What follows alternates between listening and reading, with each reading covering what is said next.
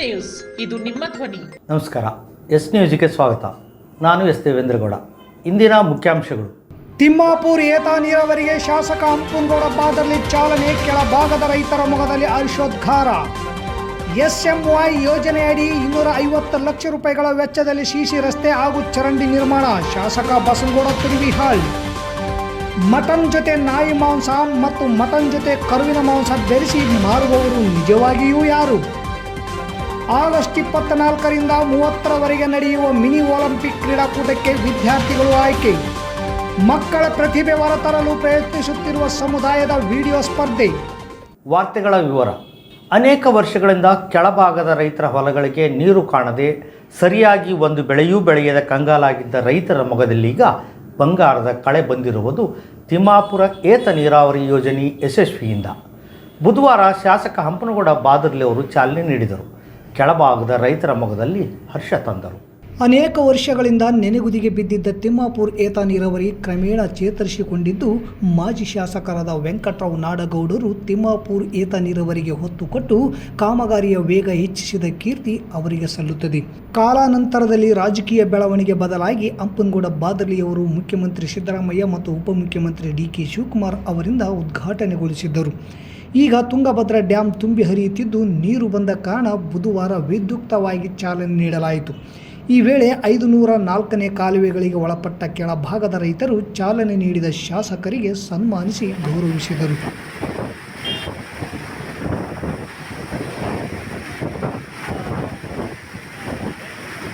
ಪಟ್ಟಣದಲ್ಲಿನ ಕೃಷಿ ಉತ್ಪನ್ನ ಮಾರುಕಟ್ಟೆ APMCಯಲ್ಲಿ SMY ಯೋಜನೆಯಡಿ 250 ಲಕ್ಷ ರೂಪಾಯಿ ವೆಚ್ಚದಲ್ಲಿ ಸಿಸಿ ರಸ್ತೆ ಹಾಗೂ ಚರಂಡಿ ನಿರ್ಮಾಣ ಕಾಮಗಾರಿ ಹಾಗೂ 2023-24ನೇ ಸಾಲಿನ KKRDBಯ ಮೈಕ್ರೋ ಯೋಜನೆಯ 76.47 ಲಕ್ಷ ರೂಪಾಯಿಗಳಲ್ಲಿ 11 ವಾರ್ಡಿನ ಮೈಲಾಪುರ ರಸ್ತೆಯಿಂದ ಈರಪ್ಪ ನಾಯಕ್ ವಕ್ರಾಣಿ ಮನೆಯವರೆಗೆ ಸಿಸಿ ರಸ್ತೆ ಮತ್ತು ಚರಂಡಿ ನಿರ್ಮಾಣ ಕಾಮಗಾರಿಗೆ ಖಾದಿ ಹಾಗೂ ಗ್ರಾಮೀಣಾಭಿವೃದ್ಧಿ ನಿಗಮದ ಅಧ್ಯಕ್ಷ ಹಾಗೂ ಮಸ್ಕಿ ವಿಧಾನಸಭಾ ಕ್ಷೇತ್ರದ ಶಾಸಕರಾದ R. ಬಸನಗೌಡ ತುರ್ವಿಹಾಳ್ ಚಾಲನೆ ನೀಡಿದರು.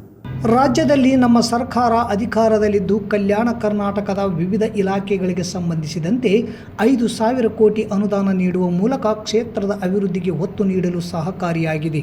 ಕಾಲಮಿತಿಯೊಳಗೆ ಗುಣಮಟ್ಟದ ಕಾಮಗಾರಿ ಮಾಡುವ ಮೂಲಕ ರೈತರಿಗೆ ಮತ್ತು ಸಾರ್ವಜನಿಕರಿಗೆ ಅನುಕೂಲ ಮಾಡಬೇಕು.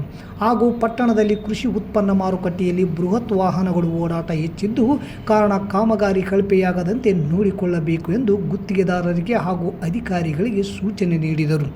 ಈ ಸಂದರ್ಭದಲ್ಲಿ APMC AEE ನರಸಿಂಹಲು, ಉಪವಿಭಾಗದ JE ಮೋನೇಶ್ ಬಡಿಗೇರ್, ಊರಿನ ಹಿರಿಯ ಮುಖಂಡರಾದ ಮಲ್ಲನಗೌಡ ದೇವರಮನಿ, ಫಾರೂಕ್ ಸಾಬ್, ಉಮರ್ ಸಾಬ್, ಶಾಮೀದ್ ಸಾಬ್ ಚೌಧರಿ, ಗೂಳಪ್ಪ ಕುಂಟೋಜಿ, ಬಾಪುಗೌಡ ದೇವರಮನಿ, R. ಶಿವನಗೌಡ, ಭೀಮಣ್ಣ, ಶರಣಪ್ಪ ಹೊಸಗೌಡರು, ಅಬುತರಾಬ್ ಕಾಜಿ, ಮರಿಯಪ್ಪ ಶಿಕ್ಷಕರು, ಶಾಮೀದ್ ಅಲಿ, D. ಶಂಕರಗೌಡ, ಯಲ್ಲಪ್ಪ ಪೋವಿ, ಅರವಿಂದ್ ರೆಡ್ಡಿ, ಶ್ರೀನಿವಾಸ್ ನೆಕ್ಕುಂಟಿ, ಬಸವರಾಜ್ ಗುಂಜಳ್ಳಿ, ಶರಣಪ್ಪ ಉದ್ಬಾಳ್, ಭಾಸ್ಕರರಾವ್ B.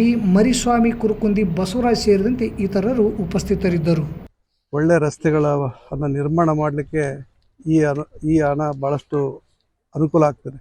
ನಮ್ಮ ಹೈದರಾಬಾದ್ ಕರ್ನಾಟಕದಲ್ಲಿ ಇವತ್ತು ನಮ್ಮ ರಾಜ್ಯ ಸರ್ಕಾರ ಬಂದ ಮೇಲೆ, ನಮ್ಮ ಪಕ್ಷದ ಸರ್ಕಾರ ಬಂದ ಮೇಲೆ ಇವತ್ತು ಹೆಚ್ಚಿನ ಒಂದು ಅನುದಾನವನ್ನು ಈ ಹೈದರಾಬಾದ್ ಕರ್ನಾಟಕ 5,000 ಕೋಟಿ ಅನುದಾನವನ್ನು ಇವತ್ತು ಸ್ಕೂಲ್ಗಳಿಗೆ ಶಿಕ್ಷಣಕ್ಕಿರ್ಬೋದು, ಇನ್ನಿತರ ಎಲ್ಲ ಸಮಾಜ ಕಲ್ಯಾಣ ಇಲಾಖೆಗಳು ಇರ್ಬೋದು, ಎಲ್ಲದಕ್ಕೂ ಕೂಡ ಮೀಸಲಾತಿಯಾಗಿ ಇಟ್ಟು ಒಂದು ಅಭಿವೃದ್ಧಿಯನ್ನು ಮಾಡಲಿಕ್ಕೆ ಇವತ್ತು ನಮ್ಮ ರಾಜ್ಯದ ಮುಖ್ಯಮಂತ್ರಿಗಳು, ಉಪಮುಖ್ಯಮಂತ್ರಿಗಳು ಎಲ್ಲರೂ ಸೇರಿ ಇವತ್ತು ಈ ಒಂದು ನಿಗಮದ ಅಧ್ಯಕ್ಷರು ಎಲ್ಲರೂ ಈ ಒಂದು ಹಣವನ್ನು ಈ ಭಾಗದಲ್ಲಿ ಕೊಡ್ತಕ್ಕಂಥ ಕೆಲಸ ಆಗ್ತಾಯಿದೆ. ಇವತ್ತು ಈ ಒಂದು ರಸ್ತೆ ನಾನು ಅಧಿಕಾರಿಗಳಲ್ಲಿ ಇವತ್ತು ಗುತ್ತಿಗೆದಾರರಲ್ಲಿ ಹೇಳೋದಿಷ್ಟೇ, ಒಳ್ಳೆಯ ಗುಣಮಟ್ಟದ ರಸ್ತೆಯನ್ನು ಮಾಡಿ ಇವತ್ತು ಜನರಿಗೆ ಅನುಕೂಲ ಮಾಡುವಂಥ ರೀತಿಯಲ್ಲಿ ಇವತ್ತು ಈ ಕಾಮಗಾರಿಯನ್ನು ಮಾಡಬೇಕನ್ನುವಂಥದ್ದನ್ನು ಅವರಿಗೆ ತಿಳಿಸಲಿಕ್ಕೆ ವಹಿಸಿ ಈ ಒಂದು ಕಾಮಗಾರಿ ಇವತ್ತು ಒಳ್ಳೆ ಕಾಮಗಾರಿ ಆಗಲಿ ಅನ್ನುವಂಥ ಮಾತನ್ನು ಹೇಳಲಿಕ್ಕೆ ಬಯಸ್ತೇನೆ. ಇತ್ತೀಚೆಗೆ ಟಿವಿಗಳಲ್ಲಿ ಬೆಂಗಳೂರಿನಲ್ಲಿ ನಾಯಿ ಮಾಂಸ ಮಾರಾಟ ಎಂಬ ಶೀರ್ಷಿಕೆಯಡಿ 2-3 ದಿನಗಳ ಸುದ್ದಿ ಓಡಾಡಿತು. ಹಿಂದೂ ಮುಸ್ಲಿಮರ ನಾಯಕರ ವಾಕ್ಸಮರ, ವಾಗ್ವಾದ, ನಾಯಕರ ಹೇಳಿಕೆ ಎಲ್ಲವೂ ಆಯಿತು. ಕೊನೆಗೆ ಅದು ನಾಯಿ ಮಾಂಸ ಅಲ್ಲ ಎಂಬ ಲ್ಯಾಬ್ ರಿಪೋರ್ಟ್ ಕೂಡ ಬಂತು.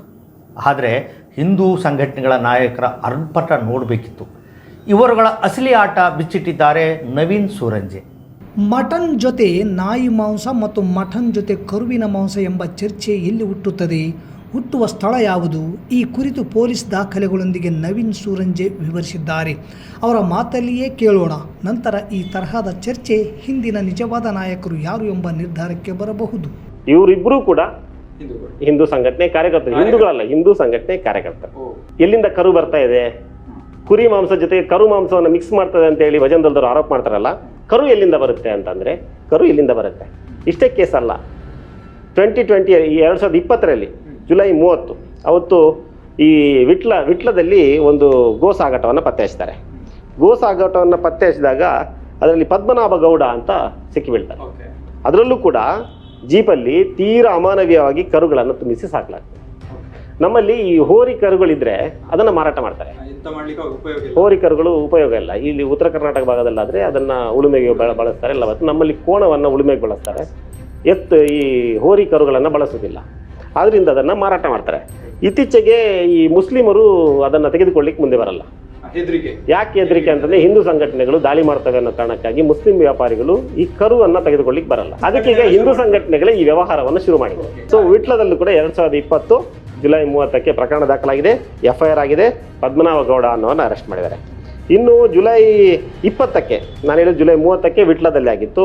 ಜುಲೈ 20 2020 ಅಲ್ಲೂ 2020 ಬೆಳ್ತಂಗಡಿಯ ಸೂರ್ಯ ಅನ್ನುವಂಥದ್ರಲ್ಲಿ ಪಿಕಪ್ ಅಲ್ಲಿ ದನವನ್ನು ಸಾಗಾಟ ಮಾಡ್ತಾರೆ. ಇದು ಸಾಗಾಟವನ್ನು ಮಾಡೋದು ಪರ್ಚೇಸ್ ಮಾಡಿ ಸಾಗಾಟ ಮಾಡಿದ್ದಲ್ಲ, ಕೊಟ್ಟಿಗೆಗೆ ನುಗ್ಗಿ ಕರುವನ್ನ ಕಳ್ಳತನ ಮಾಡಿದ್ದು.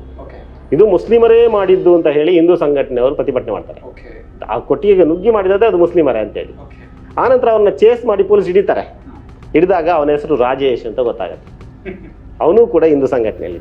ತಾಲೂಕಿನ ಶ್ರೀನಿವಾಸ್ ಕ್ಯಾಂಪಿನ ಸರ್ಕಾರಿ ಹಿರಿಯ ಪ್ರಾಥಮಿಕ ಶಾಲೆಯ ವಿದ್ಯಾರ್ಥಿಗಳು ಮಿನಿ ಒಲಿಂಪಿಕ್ ಕ್ರೀಡಾಕೂಟಕ್ಕೆ ಆಯ್ಕೆಯಾಗಿದ್ದಾರೆ.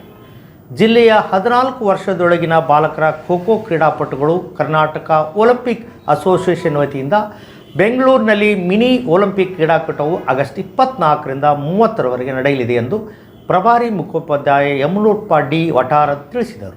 ಕರ್ನಾಟಕದ ಅಮೆಚೂರ್ ಖೋ-ಖೋ ಅಸೋಸಿಯೇಷನ್ನಿಂದ 8 ತಂಡಗಳು ಭಾಗವಹಿಸಲಿವೆ. ಜಿಲ್ಲೆಯಿಂದಲೂ ಒಂದು ಉತ್ತಮ ತಂಡಕ್ಕೆ ಅವಕಾಶ ನೀಡಲಾಗಿದೆ. ಜಿಲ್ಲೆಯ ಉತ್ತಮ ತಂಡವನ್ನು ಆಯ್ಕೆ ಮಾಡುವ ಉದ್ದೇಶದಿಂದ ಜುಲೈ 28ರಂದು ಮಸ್ಕಿಯ ಸರ್ಕಾರಿ ಹಿರಿಯ ಪ್ರಾಥಮಿಕ ಕೇಂದ್ರೀಯ ಶಾಲೆಯಲ್ಲಿ 14 ವರ್ಷದ ಒಳಗಿನ ಬಾಲಕರ ತಂಡದ ಆಯ್ಕೆ ಪ್ರಕ್ರಿಯೆಯಲ್ಲಿ ಸರ್ಕಾರಿ ಹಿರಿಯ ಪ್ರಾಥಮಿಕ ಶಾಲೆ ಶ್ರೀನಿವಾಸ್ ಕ್ಯಾಂಪ್ ಶಾಲೆಯಿಂದ 2 ವಿದ್ಯಾರ್ಥಿಗಳಾದ ಕುಮಾರ್ ಪ್ರಶಾಂತ್ ಭೋವಿ, ಮಲ್ಲಪ್ಪ ಆಯ್ಕೆಯಾಗಿದ್ದಾರೆ ಎಂದರು. ಜವಳಗೆರೆ ವಲಯದ ಪರವಾಗಿ SDMC ಅಧ್ಯಕ್ಷರು, ಸದಸ್ಯರು, ಶಿಕ್ಷಕರು, ಸಹಪಾಠಿಗಳಾದ ವಿದ್ಯಾರ್ಥಿಗಳು ಅಭಿನಂದನೆಗಳು ತಿಳಿಸಿದ್ದಾರೆ. ಸಮುದಾಯ ಸಿಂಧನೂರು ಘಟಕದಿಂದ ಮುಂದಿನ ತಿಂಗಳು ನಡೆಯುವ ನಾಟಕೋತ್ಸವದ ಅಂಗವಾಗಿ 5ರಿಂದ 10 ವರ್ಷದ ಮಕ್ಕಳಿಗೆ ಸ್ವಾತಂತ್ರ್ಯ ಹೋರಾಟದ ಕುರಿತು 2 ನಿಮಿಷಗಳ ಚಿತ್ರೀಕರಿಸಿದ ವಿಡಿಯೋ ಸ್ಪರ್ಧೆಗೆ ಪಾಲಕರಿಂದ, ಶಿಕ್ಷಕರಿಂದ ಉತ್ತಮ ಪ್ರತಿಕ್ರಿಯೆ ಬರುತ್ತಿದೆ ಎಂದು ಸಂಘಟಕರು ತಿಳಿಸಿದ್ದಾರೆ. ಚಿತ್ರೀಕರಿಸಿದ ವಿಡಿಯೋ ಕಳಿಸಲು ಕೊನೆಯ ದಿನಾಂಕ 5/8/24 ಅಲ್ಲಿಯವರೆಗೆ ಕಳಿಸಬಹುದು ಎಂದು ಸಂಘಟಕರು ತಿಳಿಸಿದ್ದಾರೆ. ಸ್ವಾತಂತ್ರ್ಯ ಹೋರಾಟದ ವಿಷಯವಾಗಿ ಜಲಿಯನ್ ವಾಲ್ಬಾಗ್ ಹತ್ಯೆಕಾಂಡ, ಸಿಪಾಯಿ ದಂಗೆ, ಕ್ವಿಟ್ ಇಂಡಿಯಾ ಚಳವಳಿ ಈ ವಿಷಯಗಳ ಕುರಿತು 2 ನಿಮಿಷಗಳ ಚಿತ್ರೀಕರಿಸಿದ ವಿಡಿಯೋ ಸ್ಪರ್ಧೆಗೆ ಪಾಲಕರು ಮತ್ತು ಶಾಲಾ ಶಿಕ್ಷಕರಿಂದ ಉತ್ತಮ ಪ್ರತಿಕ್ರಿಯೆ ಸಿಕ್ಕಿದೆ. ಮುಂದಿನ ತಿಂಗಳು 5ರ ಒಳಗಾಗಿ ಚಿತ್ರೀಕರಿಸಿದ ವಿಡಿಯೋ ಕಳುಹಿಸಬಹುದು. ಚಿತ್ರೀಕರಿಸಿದ ವಿಡಿಯೋ ಈಗ ನಿಮ್ಮ ಮುಂದೆ. ಎಲ್ಲರಿಗೂ ಶುಭೋದಯಗಳು. ನನ್ನ ಹೆಸರು ಪುಣ್ಯಶ್ರೀ ಗುಂಪಿ. ನಾನು ಮಹಾತ್ಮ ಗಾಂಧೀಜಿ ಕ್ವಿಟ್ ಇಂಡಿಯಾ ಚಳವಳಿ ನಡೆದು 79 ವರ್ಷಗಳು ನಮ್ಮ ಭಾರತವಿತ್ತುತ್ತಾಗಿ ನಾನು ಎಂದು ಘೋಷಿಸಿದೆ. ಗಾಂಧೀಜಿ ಮಾಡಿ ಆಗಸ್ಟ್ 8ರಿಂದ ಮುಂಬೈಯಿಂದ 50 ಜನರೊಂದಿಗೆ ನಡೆಸಿದರು. ಕೊನೆಗೆ ಬ್ರಿಟಿಷರು ನನ್ನನ್ನು ಬಂಧಿಸಿದರು. ನನ್ನ ಹೆಸರು ತೇಜಸ್ ಪ್ರಕಾಶ್ ಗುಂಪಿ. ನಾನು ಸುಭಾಷ್ ಚಂದ್ರ ಬೋಸ್ ಆಜಾದ್ ಹಿಂದ್ ಫೌಜ್ನ ಮಹಾದಂಡನಾಯಕ. ಓ ನನ್ನ ಭಾರತೀಯ ಯೋಧರೇ, ಹೇಳಿ ಬ್ರಿಟನ್ನ ವಿರುದ್ಧ ದಂಗೆಯೇಳೋಣ. ಚಲೋ ದಿಲ್ಲಿ. ನಾವೀಗ ವಿಜಯಯಾತ್ರೆಯನ್ನು ಆರಂಭಿಸಿದ್ದೇವೆ. ನಾವು ಸ್ವಾತಂತ್ರ್ಯ ಆಗುತ್ತೇವೆ. ಸ್ವಾತಂತ್ರ್ಯ ನನ್ನ ಜನ್ಮಸಿದ್ಧಕ್ಕೂ, ಅದನ್ನ ಪಡೆದೇ ತೀರೋಣ. ಭಾರತ ಮಾತೆಯ ಬಂಧ ವಿಮೋಚನೆಗಾಗಿ ಪ್ರಾಣವನ್ನು ಅರ್ಪಿಸೋಣ. ನಮಸ್ತೆ, ನಾನು ನಿಮ್ಮ ಸಾಕಿರ್ತ ಬೆಲ್ಲನ್. ಭಗತ್ ಸಿಂಗ್ ಒಬ್ಬ ಸ್ವಾತಂತ್ರ್ಯ ಹೋರಾಟಗಾರರು. ಬ್ರಿಟಿಷರಿಂದ ಅವರು ತಮ್ಮ 23 ವಯಸ್ಸಿನಲ್ಲೇ ನೇಣಿಗೆ ಶರಣರು. ಕೇಳಿ ಬ್ರಿಟಿಷರೇ, ನೀವು ನನ್ನನ್ನು ಕೊಲ್ಲಬಹುದು, ಆದರೆ ನನ್ನ ಅಲೆಜರನ್ನು ಕೊಲ್ಲಲಾಗುತ್ತಿಲ್ಲ. ನನ್ನ ಹೃದಯವನ್ನು ಸೀಳಬಹುದು, ಆದರೆ ನನ್ನ ಆತ್ಮವಿಷನ್ನು ಸೀಳಲಾಗುವುದಿಲ್ಲ. ನನ್ನ ದೇಶಭಕ್ತಿ ಸುಗಂಧ ಮಣ್ಣಿನ ಕಣಕಣದಲ್ಲಿ ಇರುತ್ತಿದೆ. ಜೈ ಹಿಂದ್, ಜೈ ಭಾರತ್, ಇಂಕಿಲಾಬ್ ಜಿಂದಾಬಾದ್, ಇಂಕಿಲಾಬ್ ಜಿಂದಾಬಾದ್. ಪ್ರತಿಕ್ರಿಯಿಸಲು ಸಂಘಟನೆ ಬಯಸುತ್ತದೆ.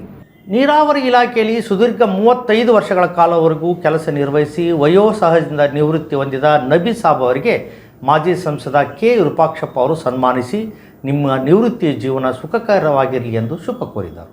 ನಂತರ ನಬಿ ಸಾಬ್ ಮಾತನಾಡಿ ಕೆ ವಿರೂಪಾಕ್ಷಪ್ಪ ಅವರು ಸಂಸದರಾಗಿದ್ದಾಗ ಮಾಡಿದ ಸಹಾಯವನ್ನು ನೆನೆದು ಕುಟುಂಬ ಸದಸ್ಯರೆಲ್ಲ ಸೇರಿ ಅವರಿಗೆ ಆತ್ಮೀಯವಾಗಿ ಸನ್ಮಾನಿಸಿ ಗೌರವಿಸಿದರು. ಈ ಸಂದರ್ಭದಲ್ಲಿ PLD ಬ್ಯಾಂಕ್ ಅಧ್ಯಕ್ಷ ಎಂ ದೊಡ್ಡ ಬಸವರಾಜ್, ಸೋಹನ್ ಬಾಬು, ಎಂ ಶ್ರೀನಿವಾಸಗೌಡ, ಹುಚ್ಚಪ್ಪ ಯಾಟಿ, ಶೇಕ್ಷಾ ಖಾದ್ರಿ ಸೇರಿದಂತೆ ಇತರರು ಉಪಸ್ಥಿತರಿದ್ದರು. ಮತ್ತೊಮ್ಮೆ ಮುಖ್ಯಾಂಶಗಳು.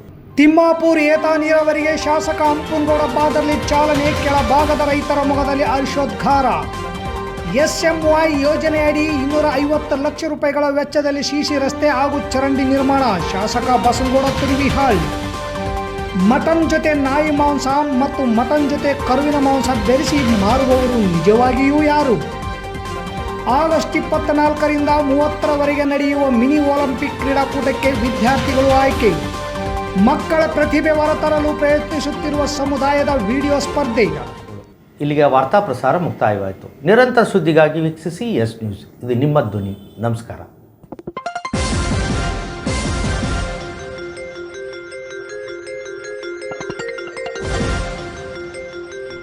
ಎಸ್ ನ್ಯೂಸ್, ಇದು ನಿಮ್ಮ ಧ್ವನಿ.